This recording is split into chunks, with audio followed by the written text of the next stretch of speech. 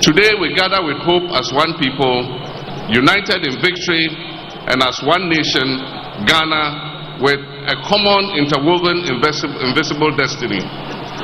Today we also gather to reignite and reaffirm the dreams of our forebears, led by Osajifo Dr. Kwame Nkrumah, the founder of our great nation,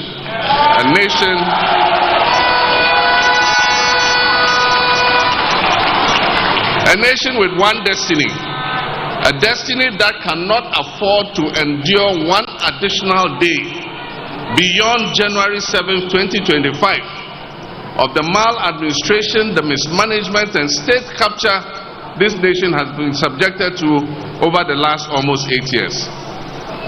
For the sake of God's children and in the name of God, the people of Ghana will wake up from this nightmare and envision a bright new dawn of opportunities for all its people and not just a few.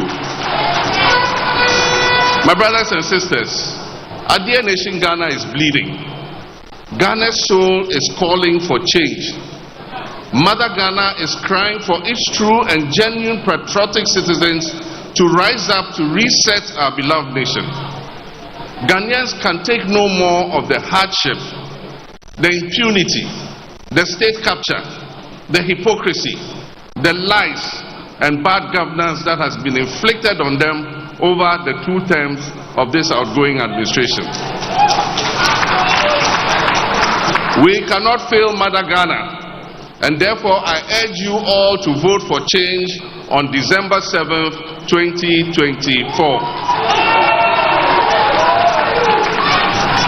We, the members of the National Democratic Congress, have gathered here to express our utmost belief in democratic governance and to proclaim right here in Winneba, also called SIMPA, that the time is up for this administration. The time is up for them to go. They have decimated our democracy beyond recognition. They've destroyed livelihoods and families and pushed millions of our people below the poverty line. Your vote on December 7th will end the tyranny, it will end the cronyism, it will end the corruption, it will end the hardship. It will also pave the way for the vision, experience and trustworthiness. And I, John Dramani Mahama, is going to restore that to the Flagstaff House.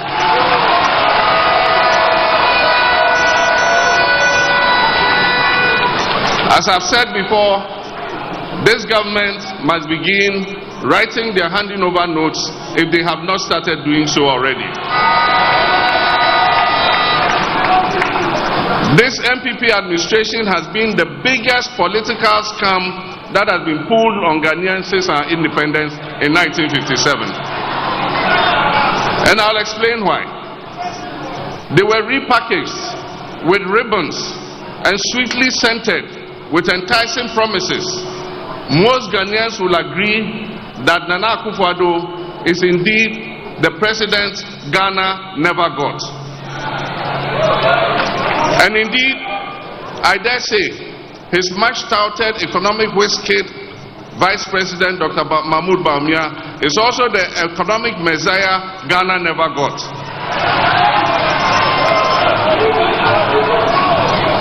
The NPP government took over from our administration on 7 January 2017. They inherited an energy sector we had stabilized with the fastest mobilization of emergency power of almost 800 megawatts in the history of Ghana. Along with this came a new Energy Sector Levy Act, which we call ESLA, with potential revenues of 3 billion Ghana cedis every year to pay off legacy energy sector debts. They inherited an ongoing Millennium Challenge Compact of $547 million aimed at making Ghana's energy sector the most efficient in Africa. This family, ruling family, quarreled over the shares in the PDS company and led to the US pulling back $190 million, which was meant for the most critical component of the compact, and that is private sector participation and improvements in collections at the distribution end of the electricity value chain. They inherited more than $450 million of the IMF extended credit facility initiated by my administration. Most of our state-owned enterprises were breaking even or making a profit. We handed that to them. They inherited a cocoa production of more than 960,000 metric tons of cocoa, with a cocoa board that was making profit and owed only 1.5 billion cedis to the central bank in cocoa bills. We handed over to them 2 new oil-producing wells, the 10 field and the ENI Sankofa, which increased Ghana's oil production by more than 100,000 barrels per day, with additional gas of more than 200 million standard cubic feet per day. And this increased Ghana's oil revenues from petroleum by more than $500 million every year. They took over from our administration a stabilization fund in which we had accrued $277 million. A Ghana Infrastructure Investment Fund with seed money of $270 million. A sinking fund account at the Bank of Ghana with a balance of over $200 million. They inherited a budget that ran a deficit of 6.1% with zero borrowing from the central bank, the Bank of Ghana, zero borrowing.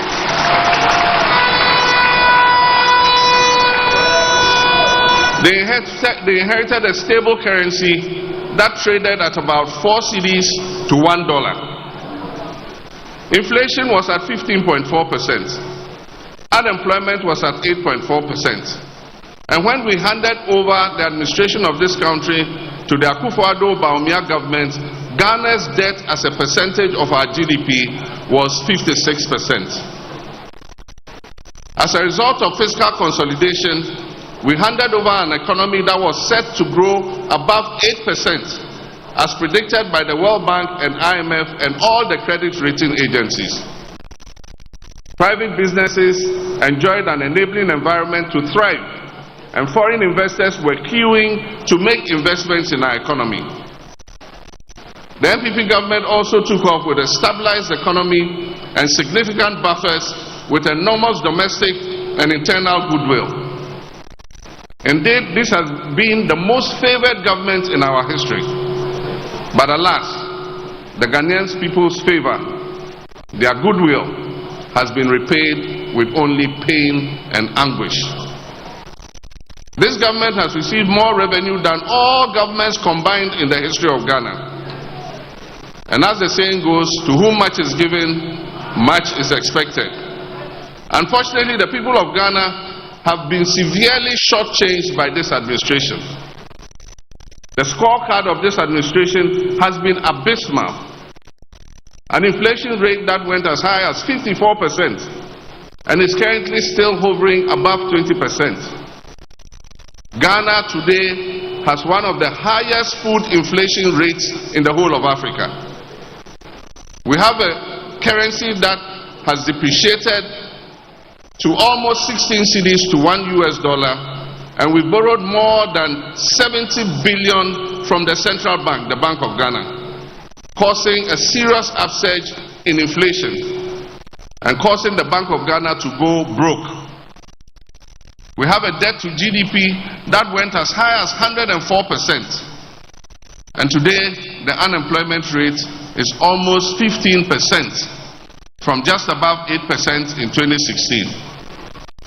Worst of all, Ghana has defaulted on her debt payments and has therefore engaged in a debt exchange that has resulted in painful haircuts, and they have deferred the tenure of bonds at lower interest rates.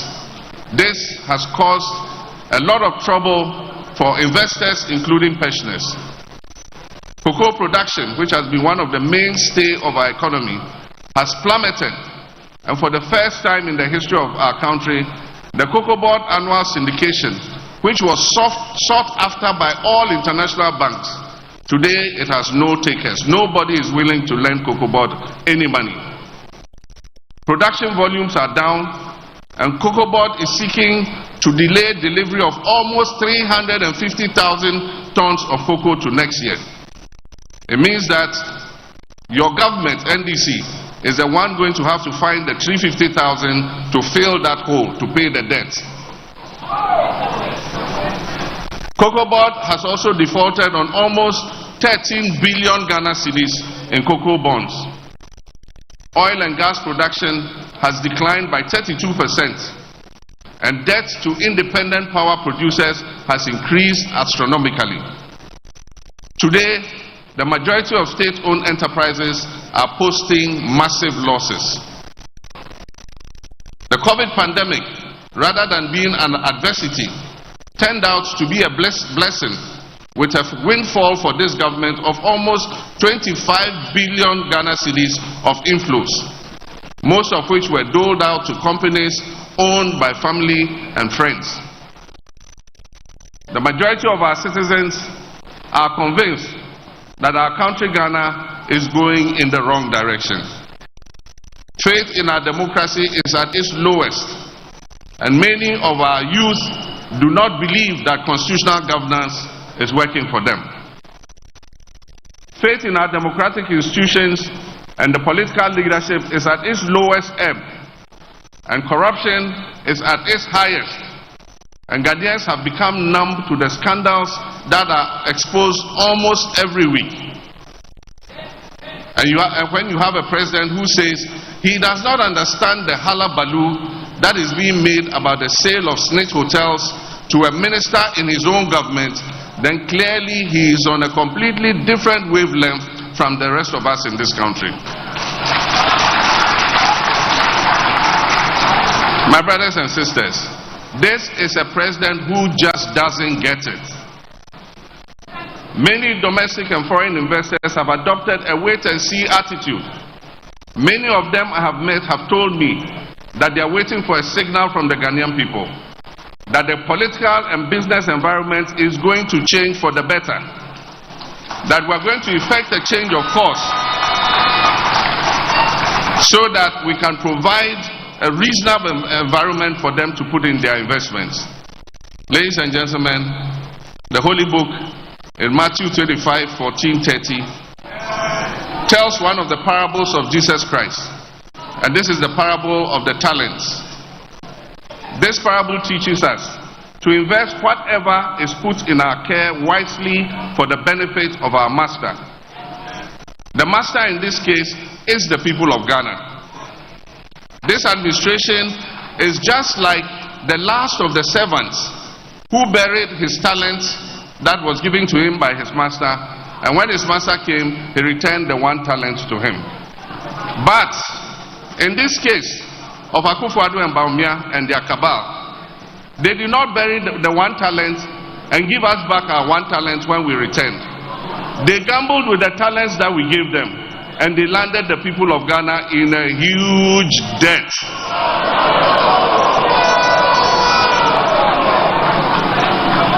We cannot continue on this path.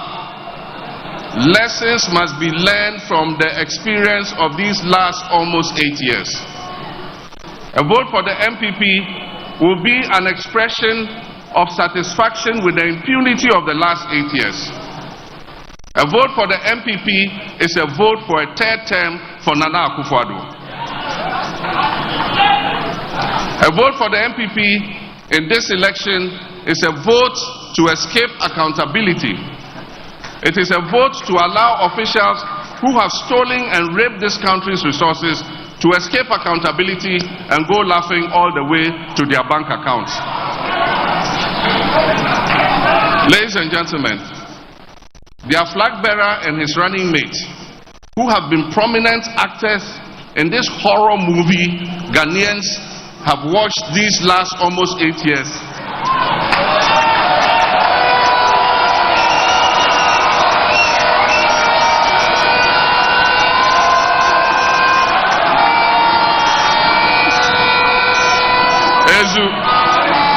you know horror movies, don't you?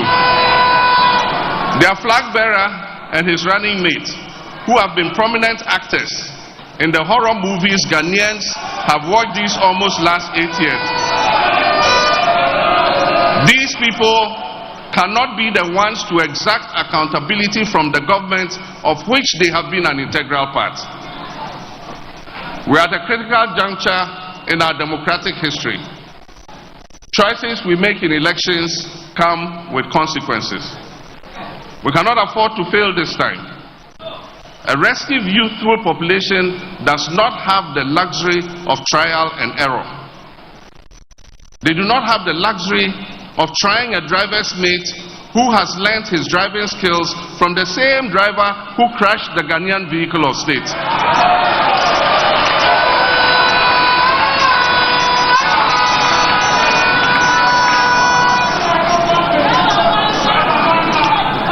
Our nation needs a reset.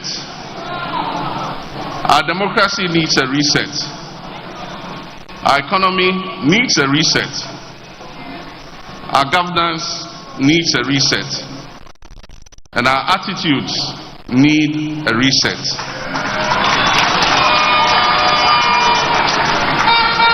We need a government that will galvanize the efforts of all Ghanaians, irrespective of ethnicity, religion, or party affiliation. We need a government that will allow all businesses to thrive, whether owned by domestic investors or foreign investors, no matter their ethnic, religious, or partisan colors of its owner. We need to make a change that will usher in a government that is responsible and accountable. We need to open up this country for business again. Ladies and gentlemen, we're going to present to you our manifesto. We need a leadership that will crack the ship when its own appointees go down the wrong track.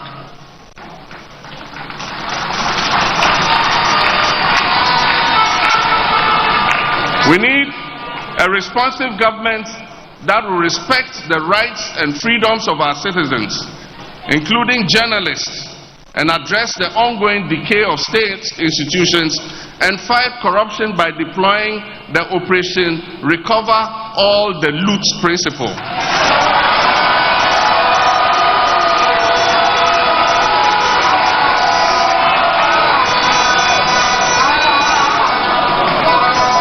Operation Recover All the Loot strategy, and that is ORAL.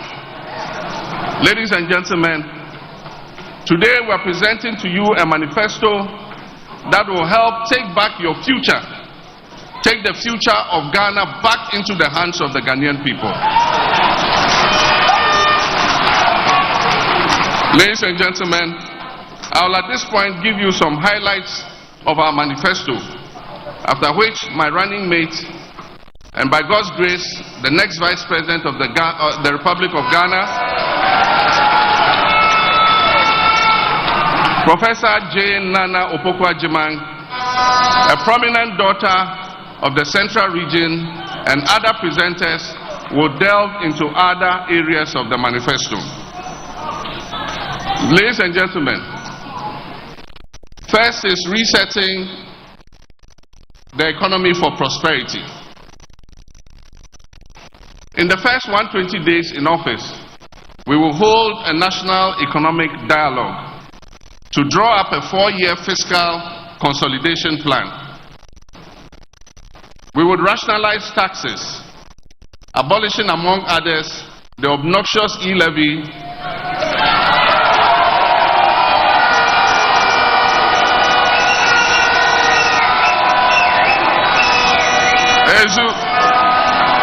the COVID levy, and the 10% levy on bet winnings.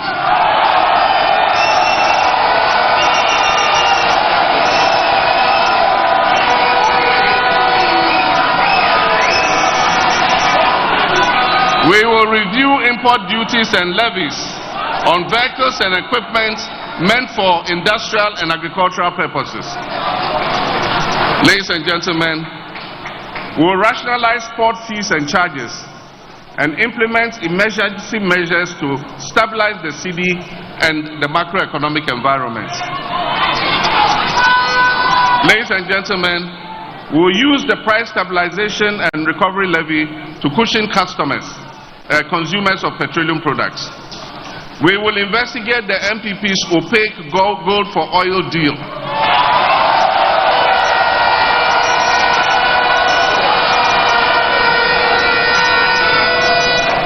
We will review the gold purchase program of the Bank of Ghana and will restore the licenses of wrongfully collapsed banks and financial institutions.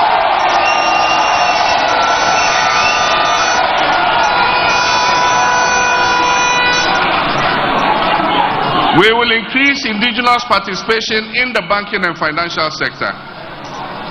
And we will free the statutory funds, the GET Fund, NHIL, Road Fund, to be able to achieve their mandated objectives. Ladies and gentlemen, alleviating the current economic hardships.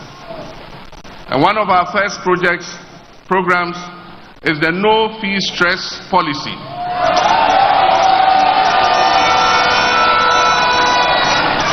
There are many students who are unable to take up their places in tertiary educational institutions because they cannot afford to pay the academic user fees, the academic fees. And so we'll take that stress off them. For the first year, they will not be required to pay fees. And I assure the universities it will not affect their internal generated funds. We're going to give the money to the student's loan. The student loan will pay it to the universities as a grant.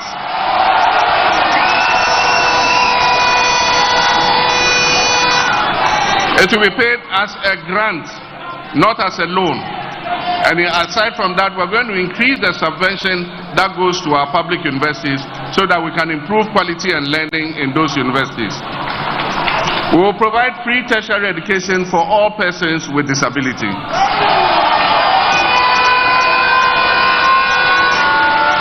And we will provide free sanitary pads for girls in school.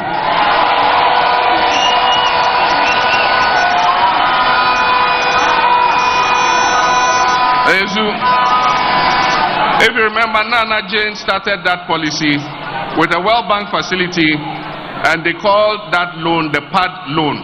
Yes, we are proud of the PAD loan. It will allow our young girls who are going through their periods to be neat and hygienic and not to miss school, be able to go to school all year round. We will uncap the National Health Insurance Levy. Currently, there's a cap on the levy, and so a certain portion of the levy goes into the consolidated fund. And so the Health Insurance Authority is not able to pay the health facilities, reimburse them for the services that they provide. We will uncap the health insurance so that all the National Health Insurance levy will go into the National Health Insurance Fund so that they can pay the hospitals for looking after our people. And of course, this is associated with it. We'll reprioritize the health sector by ensuring timely releases of payment to service providers. We'll establish the Ghana Medical Care Trust, into brackets, somebody calls it Mahama Cares, to support persons with chronic diseases such as kidney failure, cancer, sickle cell, diabetes, hypertension, and other health-related diseases.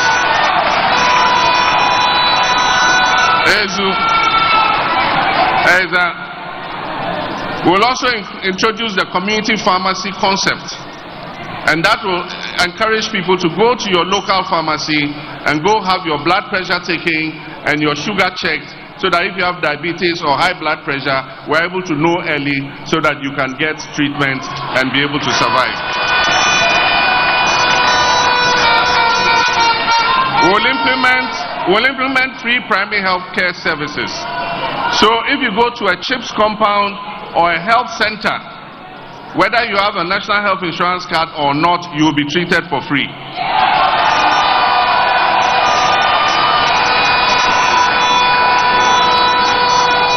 And so from the health center level down, polyclinic, health center, CHIPS compound, if you go, you will be treated for free.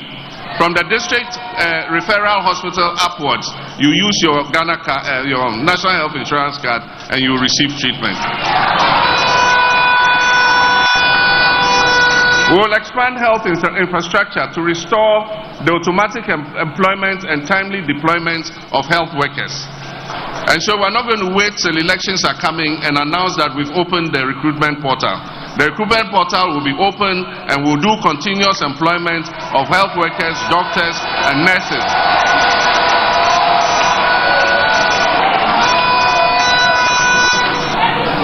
We need a first-class children's hospital in Ghana.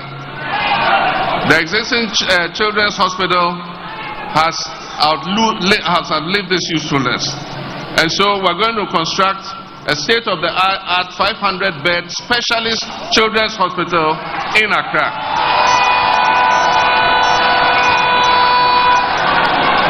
And so children who have sicknesses that cannot be handled in other parts of the country will come to Accra. There will be specialist pediatricians there to give them the care they deserve. Of course, we'll construct a state-of-the-art, I've said that one. We'll also construct a fertility center. There are a lot of mothers who cannot have children just because there's something wrong with the reproductive system. It can be corrected, and they can have babies and enjoy the joy of motherhood.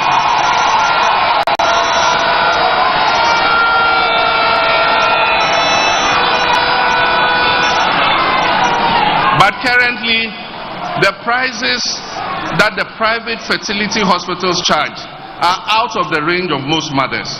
And so government will step in. We'll build a fertility center where mothers who want children can come for consultation, and they will be giving the treatment so that they also can enjoy the joy of motherhood. I'll go quickly. We'll expand the facilities at the whole teaching hospital in order that it can provide specialist services and also be a quaternary hospital to serve the University of Health and Allied Sciences.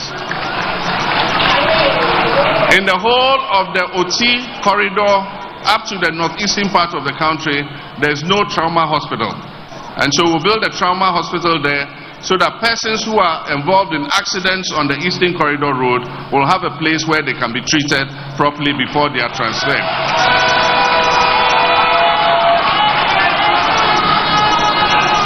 We will establish modern dialysis centers in hospitals in regions that don't have them. Currently, most of Upper West, my own hometown, Bole, and other places, if you have a kidney ailment, the only place you can go for treatment is in Kumasi. And you have to go with your wife, your family, you have to find a place to stay. It is a burden. And so we want to make sure that every region has a modern dialysis center so that we can ease the burden on persons with kidney ailments. We will build modern hospitals in Boko, Yendi, and other underserved areas. Ladies and gentlemen, this is the 24-hour.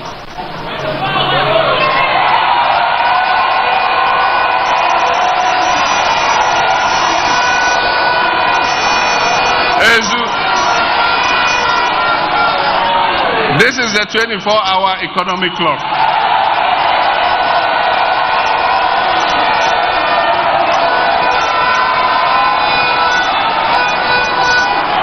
One job, 3 shifts, 3 people. 1, 3, 3.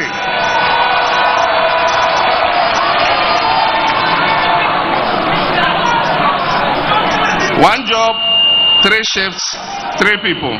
Obiabe Didi. Ezu.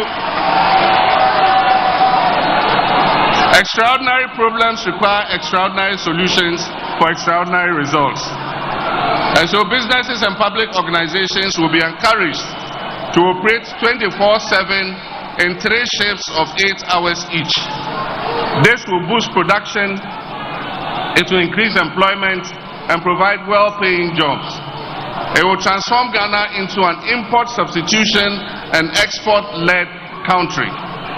It will increase employment opportunities and revenue, and it will enhance access to public services. We will focus on some selected public institutions that have huge customer traffic. For instance, the ports and harbors should be open 24/7. That means we have to employ more workers at the port. We have to employ more customs officers, more Gapoha workers, more forklift operators and all that. We need customs. Customs should work 24/7, 3 shifts, so that at any time your items come, customs at any time of the day is open for business. You can go and process your import things, papers, and take your things out of the port. We must have a passport office that is operating longer than 8 hours, so that people who need passports and other such documentation can have access to it. We must have a DVLA that is working more shifts than 1 shift, so that more people can get their licenses processed in a shorter time than the current waiting time. In the private sector, the sectors that we are looking to promote and encourage to run 24/7 and 3 shifts are first the agro-processing sector. That is those who will process our cassava into cassava starch, cassava flour, gari and all that. There's a huge market in Africa for all these products and in other parts of the world. Manufacturing, that is industry.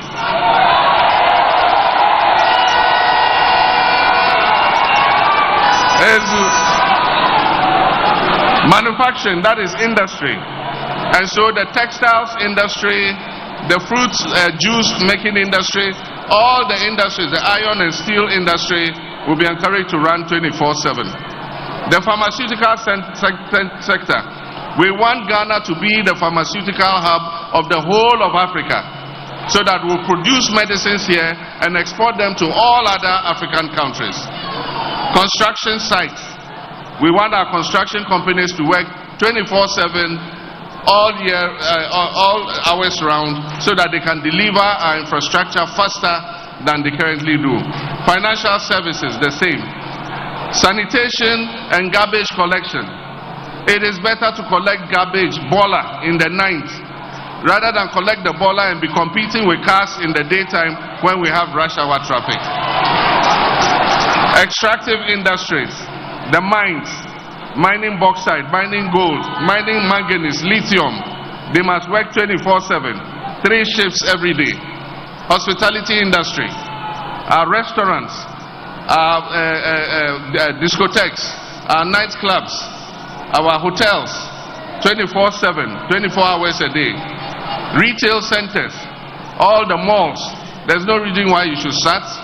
People can come in the night time and buy items, so they should work longer than 8 hours.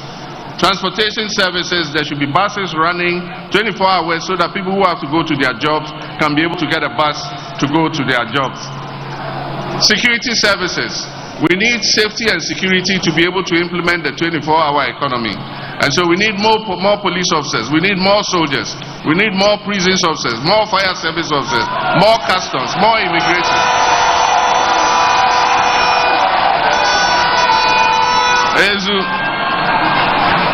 Now the support package for 24-hour businesses is to stimulate demand for 24-hour economy goods and services.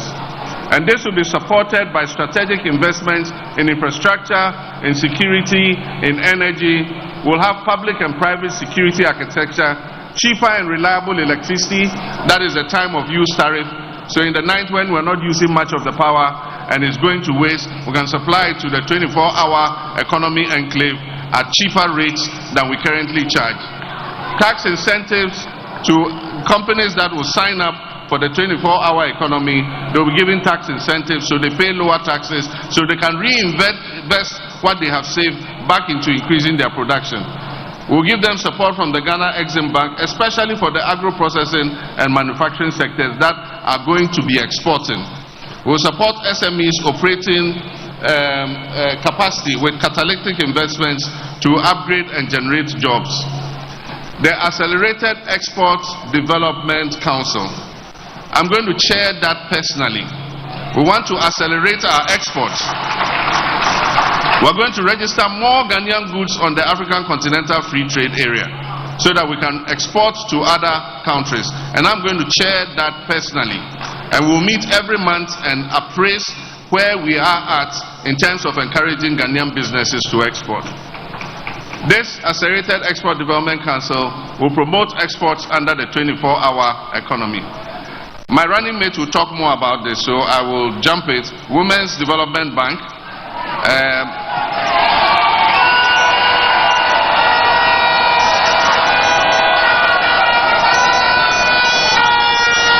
It will give low interest loans, particularly to women's businesses. She will talk more about it, so let's jump it. The National Apprenticeship Program will be for self-employment, and it will also help people who have come out of school at different levels who want to go and learn a skill, but their parents are unable to pay the masters for them to go and learn. The government, through the district assemblies, is going to register all master craftsmen. We're going to pay them and assign these young people to them so that they can learn a skill to go into the world of work. Next slide. Free technical and vocational training for young people. The time for grammar school education has passed. The time where you were judged by the long grammar you could speak has passed. We now need more technicians, more mechanics, more plumbers, more artisans. And so we're going to shift our focus from grammar school and build more technical and vocational educational schools so that our children who leave free SHS, who leave JHS and are able to continue, can go and train as apprentices and be graduated with certificates. We'll provide them with startup capital to be able to start their own small businesses. We'll also use NVTI to train and test them so that they can get their certificates to enter the world of work. We have what we call the Jumara program. And this is the entrepreneurial program. Nobody says you must finish school and become an employee. You can finish school and become an employer and employ employees. And so every year we want to target 10,000 youth entrepreneurs to set up their own businesses. We'll mentor them, we'll monitor them, we'll supervise them until they're able to stand on their own feet, and they will employ their colleagues instead of becoming employees. Business development. We exempt new and small businesses, that is small and medium enterprises, new and small businesses that are registered, and personal income tax of those businesses from the first 2 years after they are incorporated. So if you are a young person under this program and you set up your business, for 2 years you won't pay any corporate income tax. You start paying after 2 years. Because we want the business to be able to get a grounding and be able to stand on its feet before they start paying taxes. We'll review the Customs Amendment Act to scrap the ban on salvage vehicles. Not everybody can afford a new vehicle. And so their vehicles in good shape, they must have had a small accident. We have young people in the magazine who are repairing these vehicles.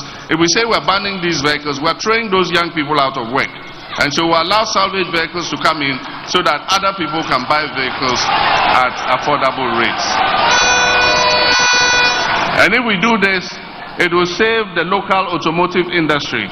And so the Swami magazine, the Kokompes, the Aboso Kines will continue to do their business even as we set up an automobile industry. We'll support the redevelopment of Kokompe, Aboso Kai, and all those magazines so that it creates a more congenial environment for people to come and do business. We'll implement a Made in Ghana agenda for the production and consumption of Made in Ghana goods. Government is going to use its budget to buy Made in Ghana goods first. It's only when you can't get that good that you'll be allowed to buy a foreign product. If the good is produced in Ghana, you must buy it first. And so we're going to use government's financial muscle to encourage local production of goods and services. If you are a foreign industry and you want us to buy your goods, come and establish the factory here and produce what you want us to buy here.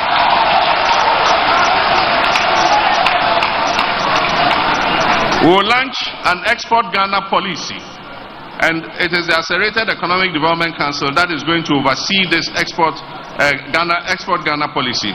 And we're going to use that policy to facilitate exports under African Continental Free Trade Area and also the ECOWAS trade liberalization. We will enhance the role of the Ghana Exim Bank in financing non-traditional exports. We'll readjust their focus so that they are putting money into industries that are exporting products, so that we can give them capital at a cheaper rate. Money yo, am I right? A money yo pension scheme. We'll introduce a money yo pension scheme so that persons in the informal sector who want to put something aside for their pension and their retirement can put 10 Ghana cedis a day, 5 Ghana cedis a week, 50 Ghana cedis a week. They will keep paying it so that when it gets to their turn for retirement, they have some money that they can rely on. This pension scheme will cover commercial drivers and my dear Okada riders. They will also be part of the pension scheme.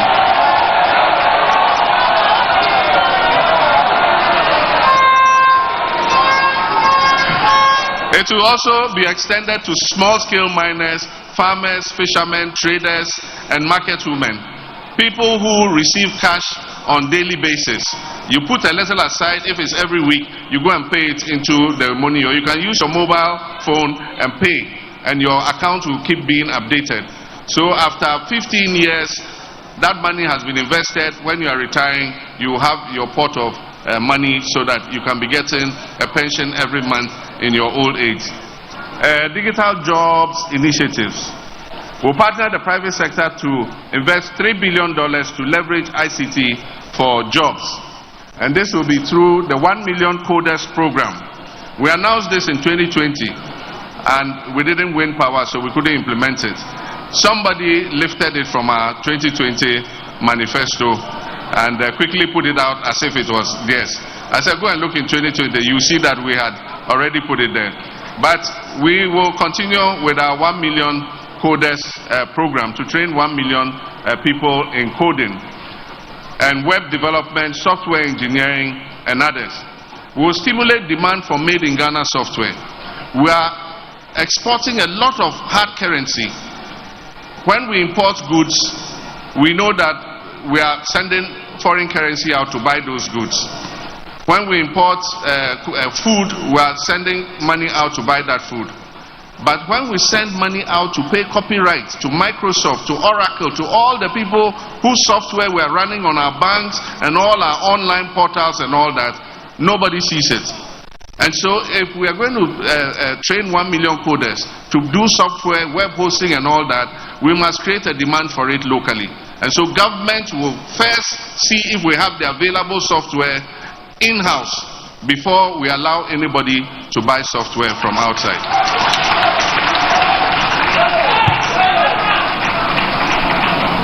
And so we exchange payments for subscriptions to overseas vendors. We establish regional digital centers for business process outsourcing. Business process outsourcing is when you sit in Ghana and you get a contract from abroad to do a certain job. You're able to do it from here without being physically there. And so you can process parking tickets in New York. You can process various items that they want. At times when they have gone to bed, they need somebody to be taking calls and responding to clients. They sometimes outsource it to other countries. Ghana is a good center to take advantage of this because our English is even clearer than many of the other countries that are doing the business process outsourcing. So people want Ghana to expand.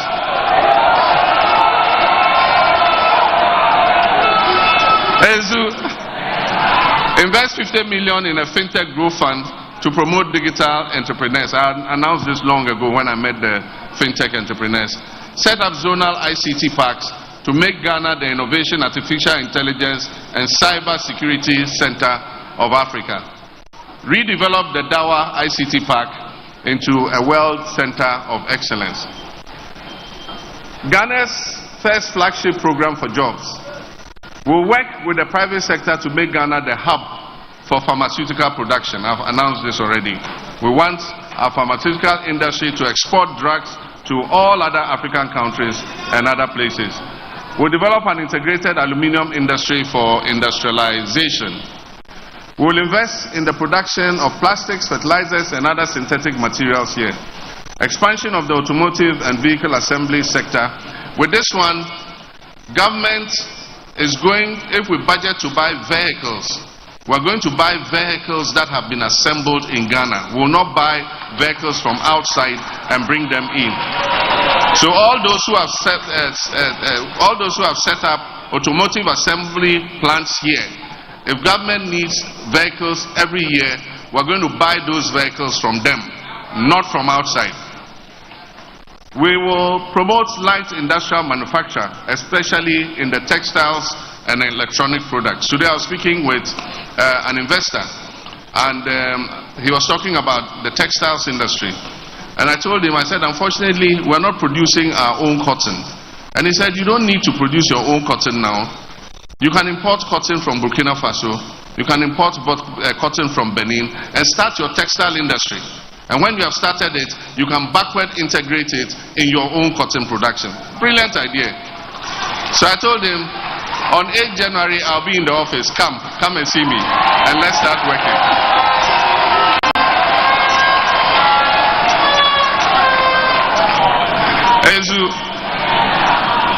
And so, we'll revamp the textile and cotton and allied industries. We'll set up agro-industrial zones in all regions. I've said this already. We'll get a site in every region. Government will clear the site. We'll develop the site. We'll bring water, electricity to the site. And any private sector developer who wants to produce to buy agro products and process can come and get a land within the agro processing zone and start his business, so that he doesn't have to go. And quarrel with families. They'll sell him land. Another person will come, no, the land was not for this one. Government will secure the land so that they can easily set up their businesses. Establish mini processing plants for cassava, tomatoes, fruits. Set up cashew processing factories in Bono East and Ahafo, where we have the most cashew. Set up ginger processing plants in OT. We look at the comparative advantage of every region, and we will set up the plants that suit that region. We're not doing one district, one factory. We're looking at every region's comparative advantage, and we'll put in the processing capacity that will make use of their products. Facilitate the construction of 20 medium-scale animal feed processing plants and revamp the collapsing poultry industry. One of the major inputs that goes into poultry and livestock is the feed. It is very expensive because we import a lot of it currently. If we're producing more of it, we can get a lower price for the feed. And so we'll set up 20 feed processing plants so that they can process and produce feed locally. One area is the Bono area. I know the Doma area, there's a lot of poultry. We'll give poultry cages to all the young people who want to do poultry. Exim Bank will give them assistance to produce the chicken. We'll produce cold storage facilities and processing facilities so they can process their chicken and keep it in the cold storage facilities ready for the market. Establish, it's gone. Okay. Agriculture for jobs. We want to make agriculture more attractive through modernization to ensure food security and job creation. We reduce food inflation to lower the high cost of living through our Agriculture for Economic Transformation program. We'll roll out a Feed Ghana program, which is to boost food production, guarantee food security, and supply raw materials to industry. And this is my favorite project: to establish farmers' service centers in all agricultural production areas. And in each farmer service center, there will be tractors, there will be harvesters, there will be plows, there will be harrows, there will be planters, everything you need to do modernized farming. And our farmers are going to be registered within the catchment area of the farmer service center. And at the beginning of the year, You go to your farmer's the planting season, you go to your farmer's service center, they'll provide you with the services, give you the fertilizer, give you the improved seeds, plow for you, plant for you. And when you harvest and you sell your crops, you come and pay the cost of the inputs that they gave you. We'll create farm banks with agricultural zones to ease access to land and irrigation facilities for agricultural purposes and encourage young people to go into farming. We need to bring more of our land into irrigation, because you know what happened this year. There was a drought in the north and parts of Bono region. For almost 8 weeks the rain didn't fall, and so people have lost their crops. And so we will go more for irrigations, even if small scale, boreholes. We have the Volta River. All along the banks of the Volta River we can develop irrigation facilities. Promoting good governance and combating corruption.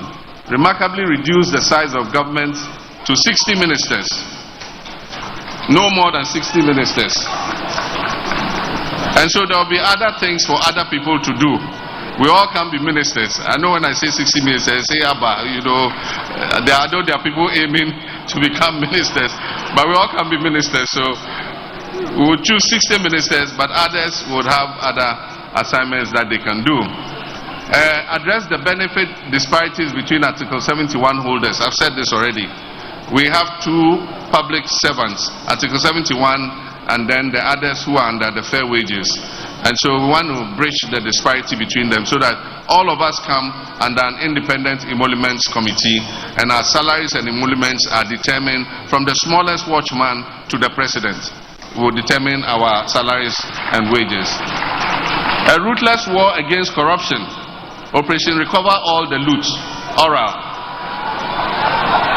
Is to prohibit political appointees and politically exposed persons, not only political appointees and politically exposed persons, and all serving public officials from purchasing state assets. So it's not only me who cannot buy a state asset. My wife Lodina cannot buy a state asset. My son Sharaf or Shahid or Farida cannot buy a state asset because they are politically exposed persons.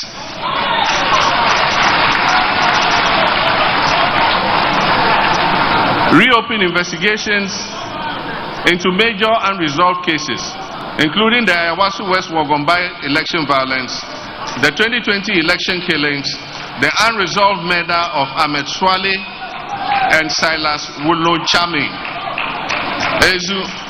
There are all these cases that occurred under this administration. They refused to investigate them. Even where they've investigated, they've refused to implement the reports. They've not paid any compensation to the persons who are affected. We're going to look at all that and we'll deal with it. Dedicate equitable attention to all levels of education. Improve free SHS. Improve the quality of food for our children. Cancel the double track so that all our children can go to school at the same time. We're going to provide dedicated and sustainable source of funding for free SHS. The problem with the free SHS is it has no dedicated funding. And so it's subject to the hazards of the budget. And often the consolidated fund does not release funds, and so children go hungry because the funds have not arrived. Decentralize the procurement of food for SHSs to boost local economies. The feeding grant will go to the schools, to the headmasters and the bezzers, and they will go to the local market and buy the beans, the granules, the rice, the cassava dough, the agbelima, the meat from the local market, so that the town in which the school is located can also benefit from that. It will also allow the headmasters to provide more nutritious foods than the current system. I said this already. Implement a no academic fees policy for level 100 students. No fee stress policy. We'll use 5G and low Earth orbit systems to improve the quality of education across the country by extending course tutorials to students everywhere. We have good masters in different schools. And so for us, perhaps the best mathematics master is in Wesley Girls. The best French teacher is in Ghana Secondary School.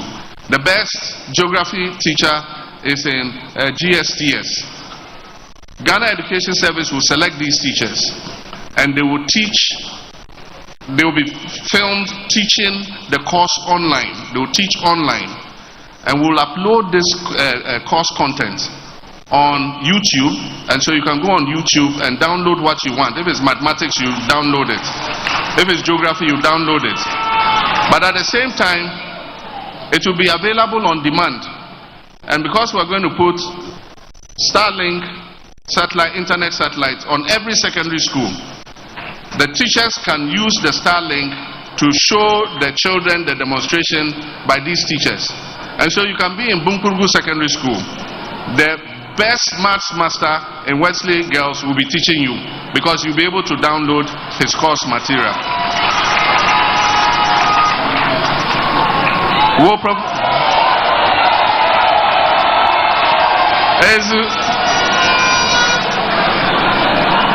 That's the Basintali boy. We'll provide free tertiary education. I've said that already. We'll provide continuing students with financial assistance. We're going to reintroduce what we had started, which is the Student Loan Fund Trust Fund Plus. It's a student loan plus. And so it's an enhanced student loan. You get more money from the student loan plus, and you only start paying when you get employment, when you leave school. Implement a bed for all. We have a bed for all program. Our tertiary institutions have huge lands that are not utilized. Normally when we want to build a university, we take a huge piece of land, and after many years, part of the land is still lying fallow, and even people are encroaching on the land. And so we're going to sit with the universities and carve out a part of their land. And we're going to get the private sector. We'll do a design of hostels. If you're interested in investing your money in the hostel, you will build the hostel, we'll regulate the charges, and you will pay for the cost of it over a period of time, and you can make your profit. So that more of our children can have accommodation on campus. That is the Bed for All program. The hostels will be built by the private sector. They will build it, they will charge the fees, but we'll sit with them and regulate the fees so that they are not too exorbitant. What else? Legislation to streamline and regulate the award of government scholarships. Government scholarships have been fraught with a lot of, let me say, kalabule. We want to streamline it, and as I've said, persons with conflict of interest will not be allowed to apply for scholarships. I would not apply for a scholarship for my children. None of my ministers will do it. Any political appointee must not apply for scholarships. You must pay for yourself. Leave the scholarships for the children of the underprivileged. Those who cannot afford it are the ones who must get the scholarships. And we're going to do that. We'll abolish teacher licensure exams.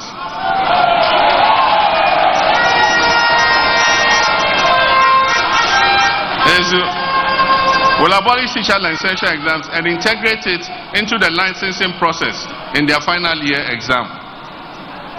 We'll institute the Teacher Dabre project. And what this means is that any new school we are building must be accompanied by accommodation for teachers. We're not going to build classroom blocks anymore without teacher accommodation. Every new classroom block, every school must have teacher accommodation. And we'll also accelerate providing accommodation by the existing schools that do not have them. And that will be the Teacher Dabre. It means where teacher will sleep program. In consultation with the stakeholders, we would push ahead with the implementation. This has been on the drawing board for a long time. That is 20% basic salary, special allowance for teachers and health workers who accept postings to rural areas. Most of our teachers and health workers don't want to go to rural areas. Everybody wants to serve in the city. And so we're going to map out what we define as rural areas. If you accept posting to go there, you get 20% of your basic salary as an incentive, as an allowance to teach in the rural area. Expand infrastructure to ensure prompt employment of nurses and teachers. And so that is also part of it. Assist teachers to own their own vehicles of their choice by offering flexible duty payment arrangements and employer guarantees in partnership with teacher unions and the banking sector. We will encourage teachers to take loans to own their own cars, teachers and other public sector workers. And so your bank will pay for the car, we will deduct it from your salary, and pay straight to the bank. And what we'll do is, we will not waive the duty on the vehicle. What we'll do is, we'll allow you to pay the duty in small installments until you finish paying the duty, so that the car is yours. You'll be using the car while paying bit by bit by bit. I didn't say 1 cedi, 2 cedis. That would take 1,000 years to pay. But it will be a percentage of your salary that will go towards paying off the cost of the car and the installment payments of the duties. This is going to be the age of the railways. We have paid lip service to building railways for a long time, and this time we want to make a move on it. It's going to be done by build, operate and transfer. Because we've been shut out of the international credit market, there's no way we can go on the capital market and borrow to build railway lines. We're going to offer an expression of interest, transparent, to companies that are willing to invest in our railways, and they will bring the money, they will build the railway lines, and all the revenue will go towards repaying the railway lines. And so if it takes 25 years to repay, they will control it for 25 years. After 25 years, when they have recouped their money, then we'll sit down with them, and then they will transfer the assets to the government of Ghana. And so the western and eastern lines will be connected to the landlocked countries. And so there will be a line that joins from the western and eastern lines and goes up north to Burkina Faso, so that we can send Burkina Faso containers up to their country, and we can bring down their cotton and their imports down to the ports for exports. Construct urban intracity railways and BATS rapid transit. The time has come for us to take some of our people off the roads. Many countries are moving in that direction, and so there are light railways that supplement the urban transport system. And so we'll do a feasibility study and see how we can get BOTs to start light transit rail. Promoting responsible mining, ban issuance of new mining leases and activities in forest reserves. We're going to close the forest reserves and get all those Akunta mining and all of them who have desecrated our forest reserves. We are going to march them out of the forest reserves. Some of those trees in the forest reserves are 700, 800,000 years old. And just because you want to take a little gold from there, you go and destroy the whole forest reserve. That is why we are having drought in our country today. That is part of the reason why our cocoa industry is going down. Because we are not getting enough rainfall. Because looking for that small gold they will get, they are destroying all the forest reserves and destroying the climate in our country. So those there, get ready, start packing your things. After 7th January, if you are not out of the forest reserve, we are going to come and march you out of the forest reserve. We will establish mining cooperatives in all mining districts. We'll set up a gold board that will be responsible for buying gold from the small-scale mining sector. The way we have the cocoa board, buying cocoa from the farmers, we'll have a gold board that will buy all the gold from the small-scale miners. It will send it to our own refinery to be refined, and we'll export refined gold and get all the value addition instead of sending the raw bullion out the way we are currently doing. Decentralized regulatory licensing and processes for artisanal miners. That is setting up offices of the Minerals Commission in all mining districts. Implement a blue water initiative to heal and harness the environment. We're going to clean the poisoned waters that have been poisoned by mining, so that we can discharge those waters back into our rivers. We're also going to hire the young people in tree growing. And so in the areas where mining has finished, we will level the ground, close all the holes, and we'll have young boys from the community. We'll pay them a stipend every month. We'll give them a bobo yas. We'll put polytanks in there so that they can plant trees on the mined out land, so that we can reclaim the land. Implement a tree for life reforestation policy. This is what I just talked about. And so we're going to plant commercial trees like cocoa, palm, and rubber on the lands that have been reclaimed. Implement a blue water initiative. I just talked about it. So these are just tidbits of what you are going to see in the manifesto. My running mate and Vice President of the Republic of Ghana to be Jenana Opoku-Agyeman, and other experts will go into more detail in some of the areas that I've touched on. But this is just a tidbit of what we are to see. I'll come back after with the 120-day agenda. That is when I'm elected on 7th January 2025. Within 120 days, I have a social contract with the people of Ghana. I'm going to tell you exactly what I'm going to do in my first 120 days. Thank you very much.